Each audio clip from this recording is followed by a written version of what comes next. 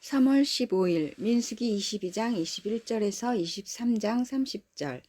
발람과 그의 나귀. 발람은 아침에 일어나 자기 나귀 위에 안장을 얹고 모압 고관들을 따라서 길을 나섰다. 그러나 그가 길을 나서는 것 때문에 하나님이 크게 노하셨다.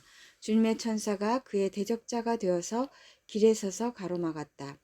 발람은 자기 나귀를 탄 채로 있었고 그의 두 종이 그와 함께 있었다. 나귀는 주님의 천사가 칼을 빼어 손에 들고 길에 선 것을 보고 길을 벗어나 밭으로 들어갔다.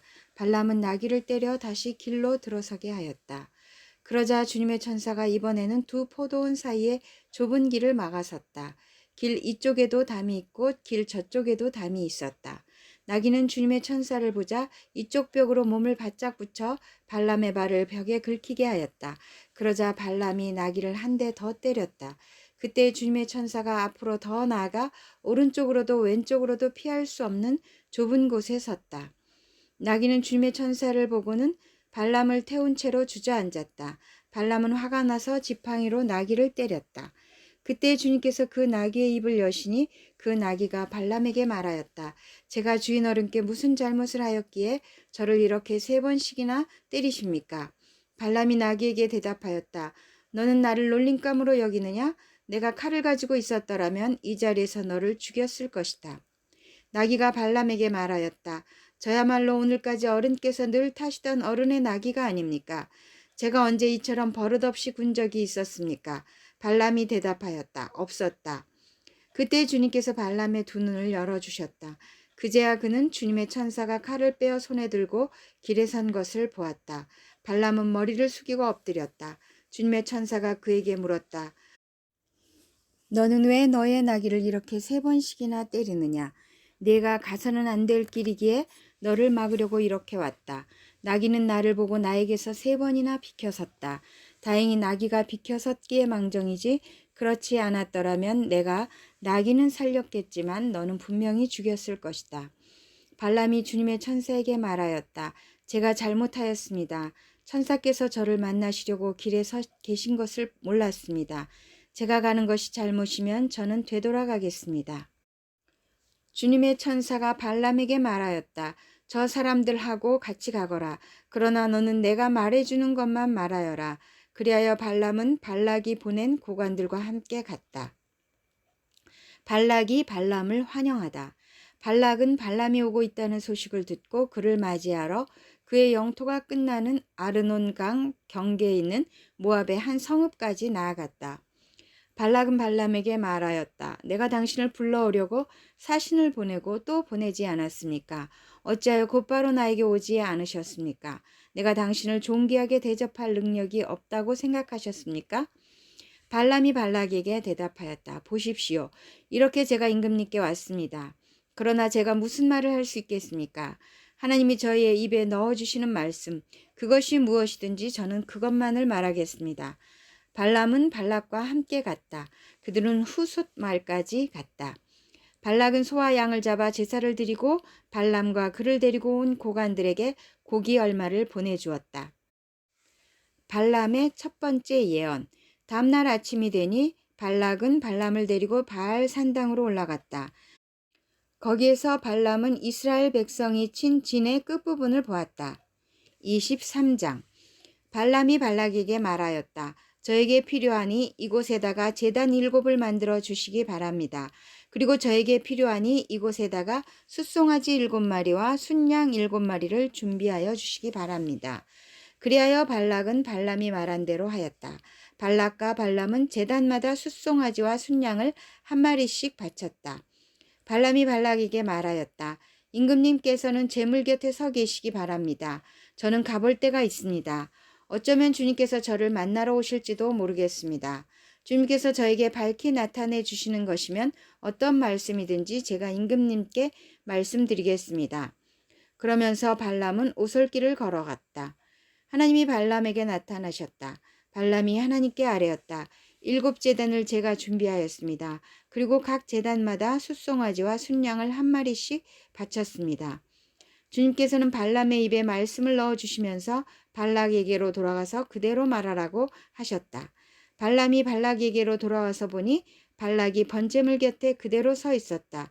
모압 고관들도 모두 그와 함께 있었다. 발람이 예언을 선포하였다. 발락이 나를 시리아에서 데려왔다. 모압의 왕이 나를 동쪽 산골에서 데려왔다. 와서 자기에게 유리하게 야곱을 저주하라 하고 와서 이스라엘을 규탄하라 하였지만 하나님이 저주하지 않으시는데 내가 어떻게 저주하며 주님께서 꾸짖지 않으시는데 내가 어떻게 꾸짖으랴. 바위 산꼭대기에서 나는 그들을 내려다본다. 언덕 위에서 나는 그들을 굽어본다. 홀로 사는 저 백성을 보아라. 그들 스스로도 자신들을 어느 민족들 가운데 하나라고 생각하지는 않는다. 티끌처럼 많은 야곱의 자손을 누가 셀 수 있겠느냐. 먼지처럼 많은 이스라엘의 자손을 누가 셀 수 있겠느냐. 나는 정직한 사람이 죽듯이 죽기를 바란다. 나의 마지막이 정직한 사람의 마지막과 같기를 바란다. 발락이 발람에게 말하였다. 지금 무엇을 하고 있는 거요? 대적들을 저주해달라고 당신을 데려왔습니다. 그런데 당신은 그들에게 복을 빌어주었습니다. 발람이 대답하였다. 주님께서 나의 입에 넣어주시는 말씀을 말하지 말란 말입니까? 발람의 두 번째 예언. 발락이 그에게 말하였다. 나와 함께 다른 곳으로 가서 보시기 바랍니다. 거기에서는 그들의 일부만 보일 것입니다. 그들이 전부 다 보이지는 않을 것이니 거기에서 나에게 유리하도록 그들을 저주하여 주시기 바랍니다. 그리하여 발락은 발람을 소빔 들판 비스가 산 꼭대기로 데리고 갔다. 거기에다가 그는 7제단을 만들고 각 제단마다 숫송아지와 순양을 한 마리씩 바쳤다. 발람이 발락에게 말하였다. 임금님은 번제물 곁에 그대로 서 계시기 바랍니다.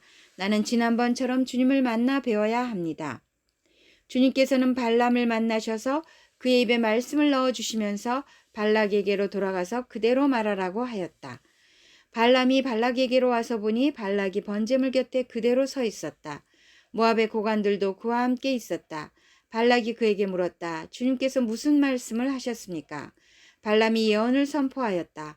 발락은 와서 들어라. 십볼의 아들은 나에게 귀를 기울여라.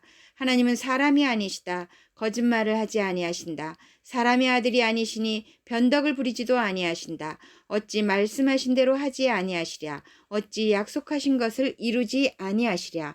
나는 축복하라 하시는 명을 받았다. 주님께서 복을 베푸셨으니 내가 그것을 바꿀 수 없다. 주님께서는 야곱에게서 아무런 죄도 찾지 못하셨다. 주님께서는 이스라엘에게서 어떤 잘못도 발견하지 못하셨다. 그들의 주 하나님이 그들과 함께 계신다. 주님을 임금으로 떠받드는 소리가 그들에게서 들린다. 하나님이 그들을 이집트에서 이끌어내셨다. 그에게는 들소와 같은 힘이 있다. 야곱에 맞설 마술은 없다. 이스라엘에 맞설 술법도 없다. 이제는 사람들이 야곱과 이스라엘에게 물을 것이다. 하나님이 하신 일이 어찌 그리 크냐고. 보아라, 그 백성이 암사자처럼 일어난다. 그들이 숫사자처럼 우뚝 선다. 짐승을 잡아먹지 아니하고는 짐승을 찔러 그 피를 마시지 아니하고는 눕지 아니할 것이다. 발락이 발람에게 말하였다. 그들에게 저주도 빌지 말고 그들에게 복도 빌지 마시오. 발람이 발락에게 이렇게 대답하였다. 무엇이든 주님께서 내게 말씀하신 것만을 말하겠다고 내가 말씀드리지 않았습니까? 발람의 세 번째 예언. 발락이 발람에게 말하였다. 함께 가시기 바랍니다. 내가 당신을 다른 곳으로 데리고 가겠습니다. 하나님 보시기에 올바른 일이면 거기에서 나에게 유리하도록 그들을 저주하여 주시기 바랍니다. 발락은 발람을 광야가 내려다 보이는 부올산 꼭대기로 데리고 갔다. 발람이 발락에게 말하였다. 저에게 필요하니 이곳에다가 제단 7을 만들어 주시기 바랍니다. 그리고 저에게 필요하니 이곳에다가 숫송아지 7마리와 순양 7마리를 준비하여 주시기 바랍니다. 그리하여 발락은 발람이 말한 대로 하였다. 제단마다 숫송아지와 순양을 한 마리씩 바쳤다. 누가복음 1장 57절에서 80절. 세례자 요한의 출생. 엘리사벳은 해산딸이 차서 아들을 낳았다. 이웃 사람들과 친척들은 주님께서 큰 자비를 그에게 베푸셨다는 말을 듣고서 그와 함께 기뻐하였다. 아기가 태어난 지 8일째 되는 날에 그들은 아기에게 할례를 행하러 와서 그의 아버지의 이름을 따서 그를 사가랴라 하고자 하였다. 그러나 아기 어머니가 말하였다. 안 됩니다.